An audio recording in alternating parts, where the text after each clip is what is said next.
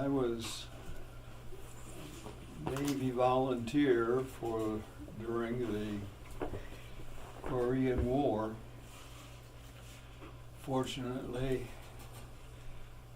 I didn't spend any time in the war. We were assigned for about half of my career over in the Pacific area, or in the Atlantic area. And then we were reassigned to the Pacific area. We were back over operating out of San Diego. Spent some time operating out of Seattle to Alaska, and towards the end of things, and about, well, my last year, we were in January '55 assigned to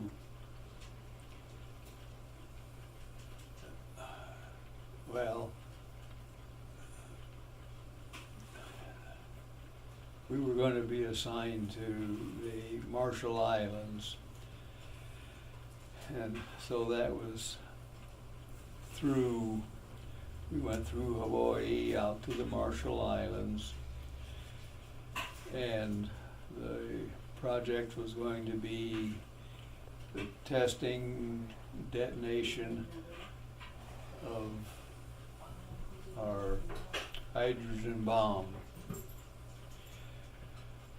The detonation was scheduled for March 1st, and we were going to be working mostly out of Bikini, the one island, the small island, was not, most of the people that were living on Bikini were moved to another island, a larger island.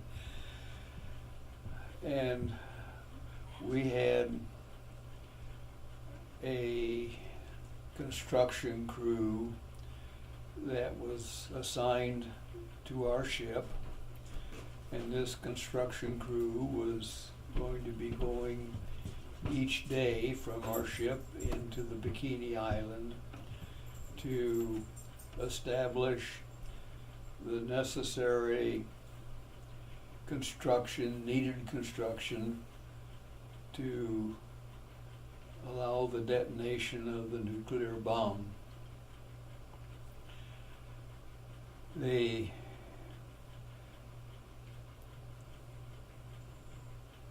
crew, well, as I said, the crew worked out of our ship into the Bikini Island, and we just stayed anchored in the area, didn't do much of anything out of the area other than going to Eniwetok, which was another Marshall Island. And Eniwetok had a airport, runways and so forth, and they were receiving,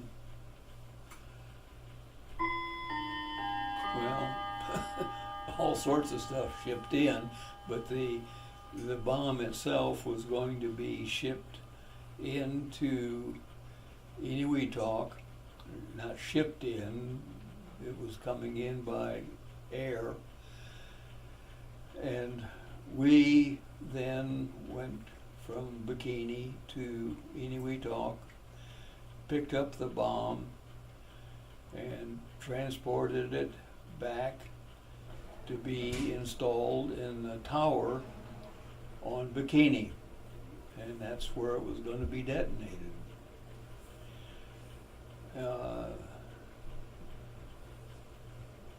On the morning of March 1st, we probably got up a little bit early because the detonation was scheduled for 8 o'clock in the morning. and we had already had our breakfast and whatever else was necessary, and then had to stand up in what? We were in our normal morning, I don't remember the title, but just to be at,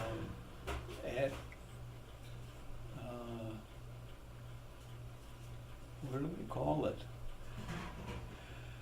But anyway, our group, our ship's group was up on the front deck, and we were about 35 miles away from Bikini and steaming directly towards Bikini.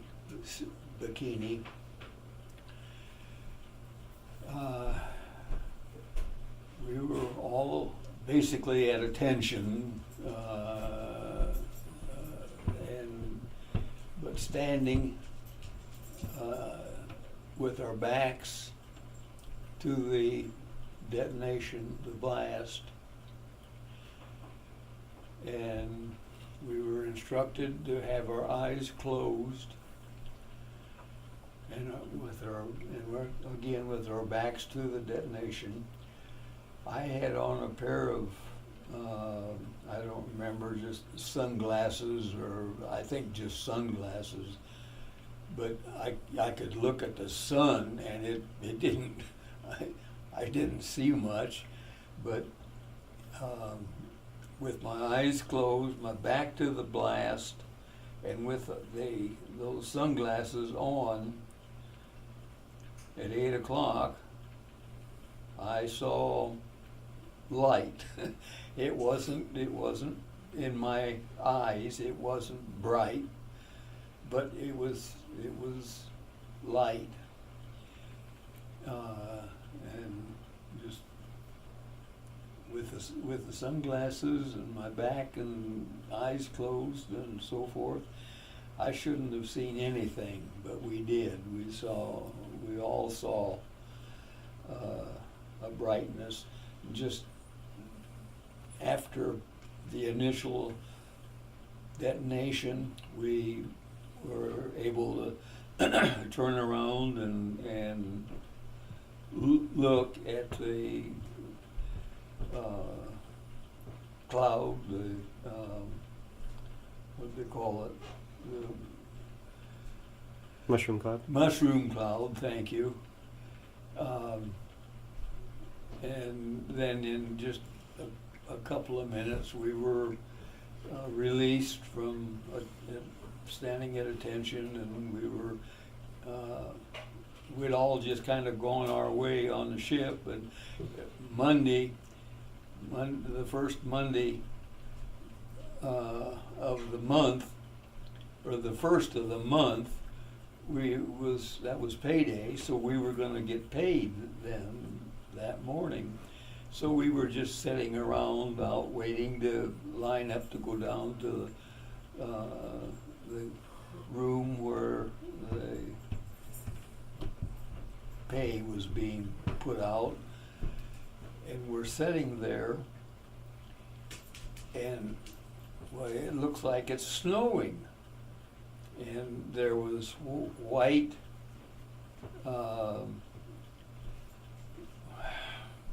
I don't know just what it was, but it was from the blast, and it looked kind of like snow.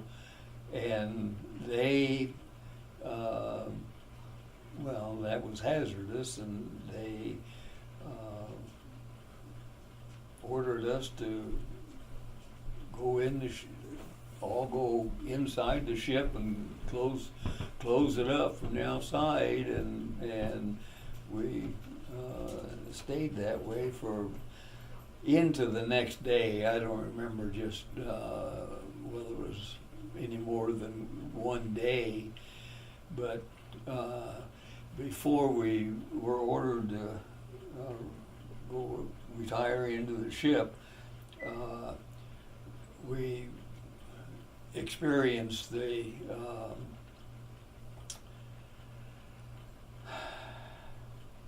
what do we call that? The blast, the shockwave? Shockwave, thank you, from the blast. And it was kind of strong, but we were just standing up topside of the ship, just kind of hanging on to the sidewalls, watching out and so forth. And we experienced the shock wave.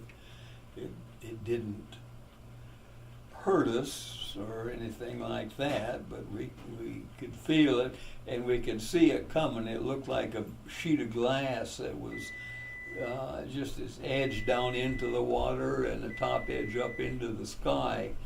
And you could see the sky turning and the water shifting as that shock wave come along. And of course, on board the ship, in the machine room, engine room, and so forth, it affected well, the vacuum, and it had affection on the ship, but it didn't destroy anything. But that was kind of the story. It's pretty much the next day or so, we left Bikini and went back to Hawaii, Pearl Harbor, and then back to San Diego. But after we got the ship opened up again, we had to wash it down because of contamination. And to do that, we had to use the shipboard fresh water that it had equipment to make. So we washed the ship down. Everybody helped out, just carrying buckets of water around, washing the ship, and we got it scrubbed down so it wasn't hazardous. I don't know. I don't remember how long it took us, but it was probably better than a day or a day and a half. But well, that was hard work.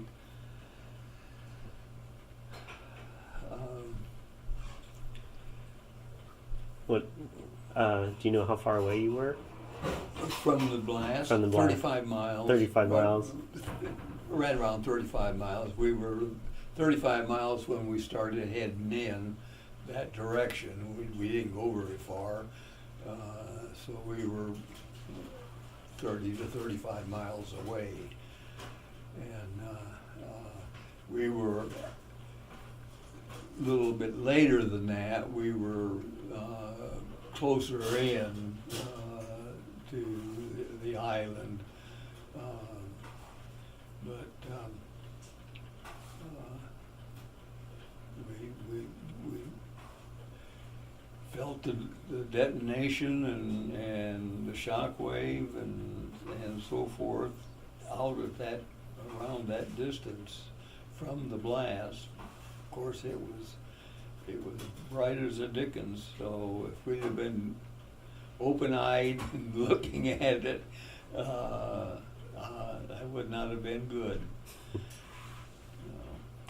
There was, we had somehow the Japanese island had been, well, not really everybody in the Pacific area had been told to clear the area for that period of time. And there was a Japanese fishing boat that didn't pay any attention to it, and they got destroyed. Mm. That was their fault. Bikini, of course, it's not been used for anything. They can't live there. They don't want to live there. It's been kind of tore up. It's not a very big island, so it wasn't a big loss to them.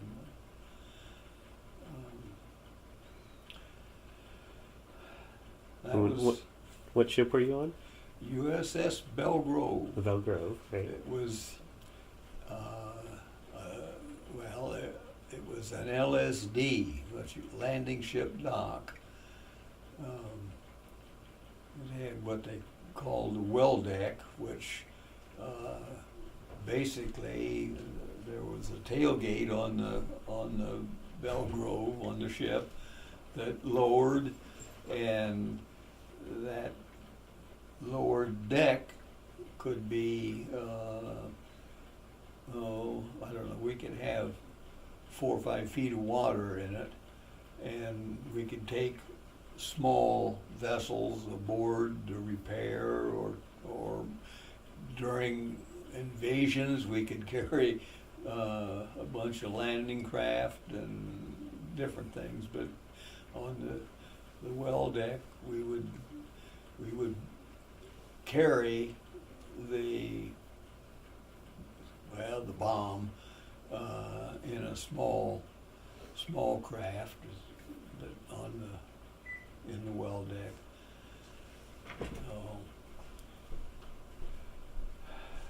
That was a nuclear bomb. What was the date? What was the date? March 1st, 1955. 1955.